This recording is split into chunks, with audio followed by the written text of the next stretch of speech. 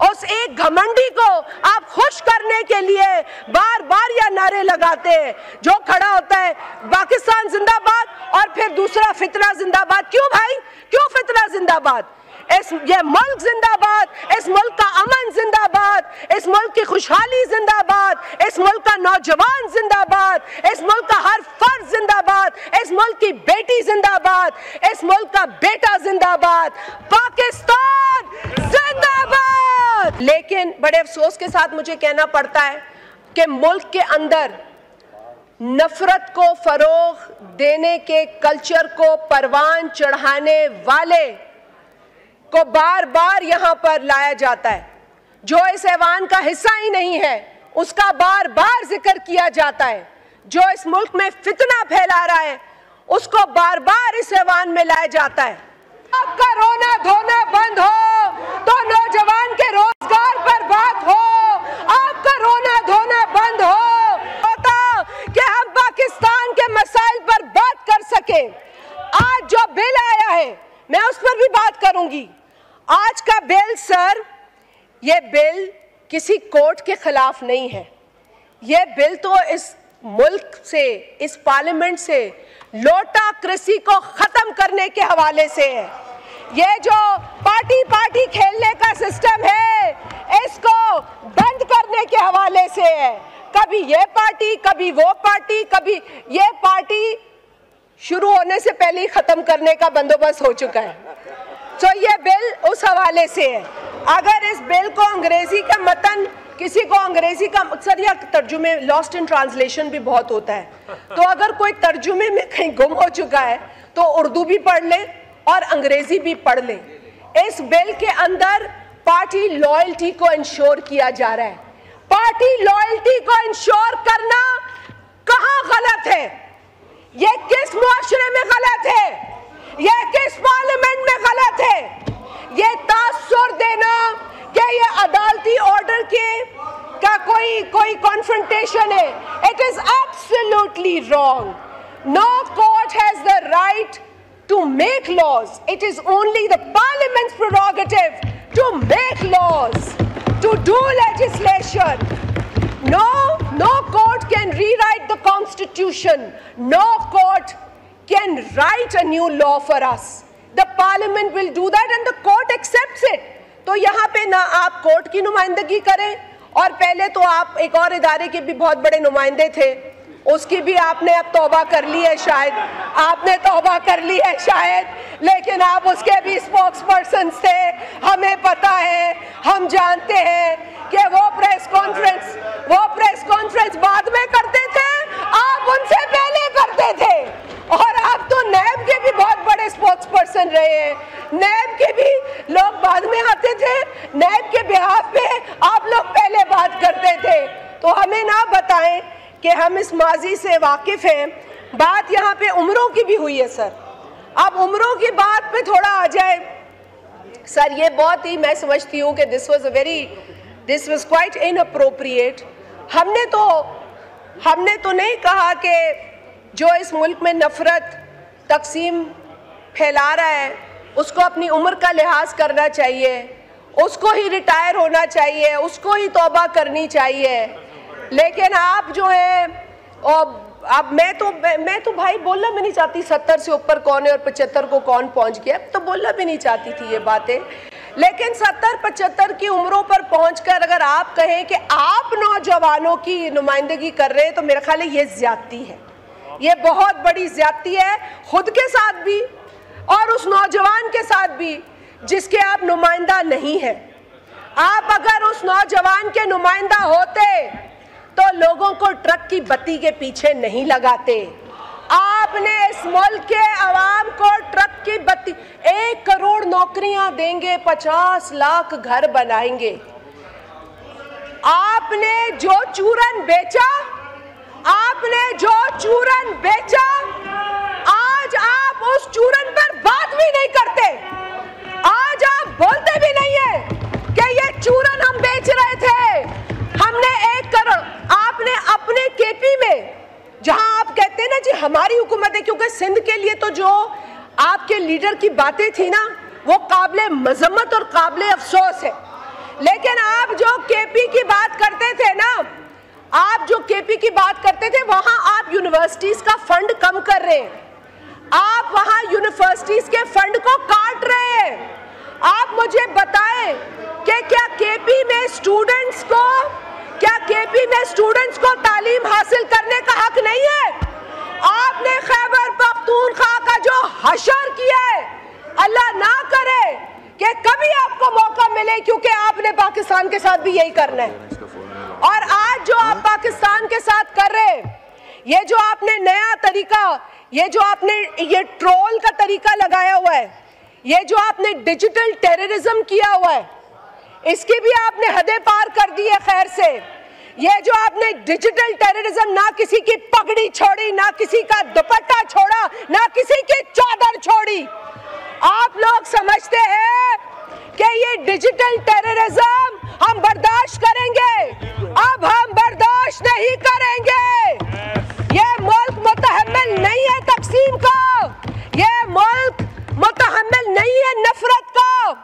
پاکستان کے مسائل اس ایک آدمی سے بہت بڑے ہیں جس کا رونا روز روتے ہو تم لوگ۔ بہت بڑے ہمارے مسائل۔ میری اولاد مجھ سے پوچھتی ہے، میری بس کرو، بس کرو، یہ دہشت گردی نہیں چلے گی۔ میں خاتون ہوں، احترام کرو، بیٹھو۔ بڑے خواتین کا احترام سکھا رہے تھے، بیٹھو اور سنو، اور سنو، اب سنو، اب سنو۔ اس ملک کو کیا چاہیے؟ اس ملک کو روزگار چاہیے، اس ملک کو بجلی چاہیے، اس ملک کو غربت سے نجات چاہیے، اس ملک کی ماں کو اپنے بچوں کا مستقبل بہتر کرنا ہے۔ وہ آپ کے عمر رسیدہ چیئرمین کی آسائشوں پہ نہیں بات کرنی ہمیں۔ اس کو فریج دے دو، اس کو مرغی دے دو، اس کو اے سی دے دو، اس کو ٹریڈ مل دے دو، اس کو ہر چیز دے دو، اور پاکستان کی عوام کو بھوکا مرنے دو۔ اس کو سب کچھ دے دو اور پاکستان کی عوام کو بھوکا مارو۔ آپ نے حد کر دی ہے ڈھٹائی کی۔ آپ لوگ یہ جو بینر، یہ جو آپ تھوبڑے لے کر آ جاتے ہیں روز یہاں پر، یہ جو روز آپ لوگ لے کر آ جاتے ہیں، اس سے پاکستان کی غریب عوام کا پیٹ نہیں بھر رہا، اس سے ہمارے بجلی کے بل نہیں بھر رہے، اس سے ہمارے نوجوان کو نوکریاں نہیں مل رہی ہے۔ ارے بھائی، کل قرارداد آئی ہے فلسطین پر، پرسوں، یا قانون سازی آپ کیسے کر سکتے ہیں؟ آپ لوگوں کو تو یہ بھی نہیں پتا کہ آپ لیجسلیشن کر رہے ہیں یا قرارداد پیش کر رہے ہیں، اور قرارداد کے اوپر بھی آپ کو پیٹ میں درد ہونے لگتا ہے، آپ کو تکلیف ہونے لگتی ہے۔ مجھے آپ کی تکلیف پتہ ہے فلسطین کے حوالے سے، کیونکہ آپ کے اپنے لیڈر نے ایک زائنسٹ کو لندن میں سپورٹ کیا تھا میئر الیکشن کے لیے۔ تو آپ لوگ نہیں سمجھ سکیں گے ان باتوں کو۔ But I feel sorry for you people, because some things are not defendable. You can't defend his support for the Zionists. You can't. So I let it go. صادق جاوید بتا چکا ہے، وہ اپنے کنسرن ایکسپریس کر چکا ہے اپنے الیکشن میں، اور وہ اپنی تکلیف کا بھی اظہار کر چکا ہے when your leader did not support him as a Muslim Pakistani candidate. وہ بتا چکا ہے۔ So sir, with all honesty, یہاں صرف لیکچر بازی نہیں ہونی چاہیے، یہاں پر عوام کے مسئلوں پر بات بھی ہونی چاہیے اور ایک دوسرے کا ساتھ بھی دینا چاہیے۔ پیپلز پارٹی اس وقت اس پاکستان کے اندر جو مسائل ہیں، جو عوام کو درپیش مسائل ہیں، اس کو لے کر پریشان ہے، ورنہ ہم بھی کسی کے نخرے برداشت نہیں کرتے۔ ہم صرف پاکستان کی سالمیت، پاکستان میں استحکام، پاکستان میں امن کے حامی ہیں، اور ہم ہر قیمت ادا کریں گے پاکستان کے اندر اسٹیبلٹی کو قائم رکھنے کے لیے۔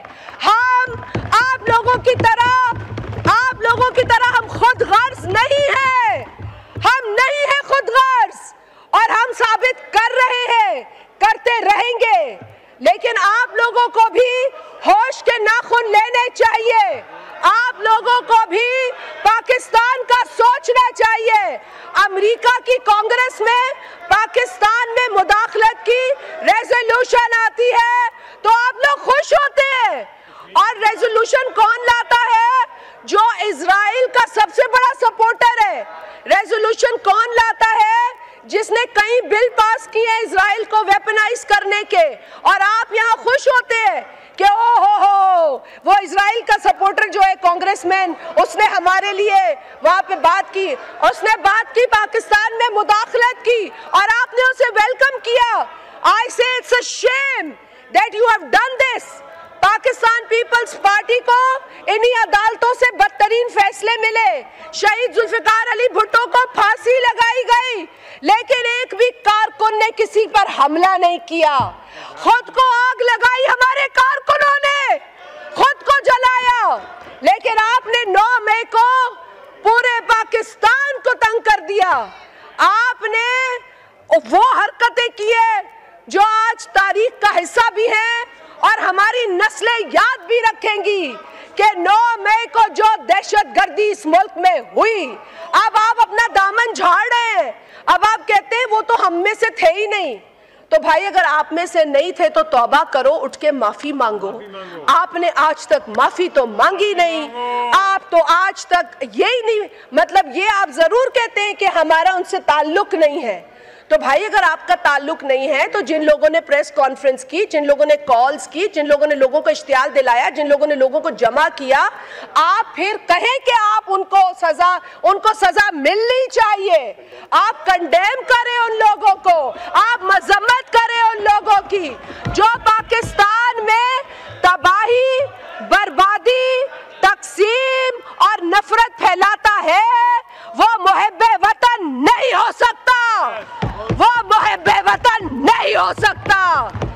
محب وطن وہ ہے جس کو ادارے نے پھانسی دی، اس نے کچھ نہیں کیا. محب وطن وہ ہے جس کے کارکنان کو جیلوں میں ڈالا گیا، عورتوں کو، مردوں کو کوڑے مارے گئے، اس نے ملک کو نقصان نہیں دیا. محب وطن وہ ہے جس کو اس ملک سے جانے پر مجبور کر دیا گیا لیکن اس نے ملک کو نقصان نہیں دیا.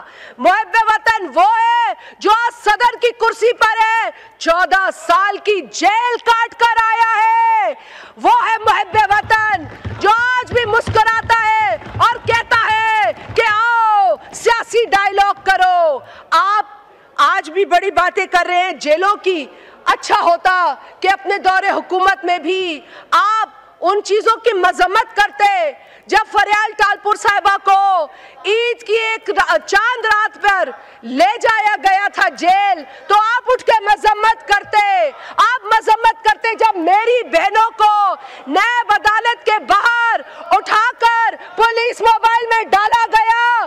آپ مذمت کرتے.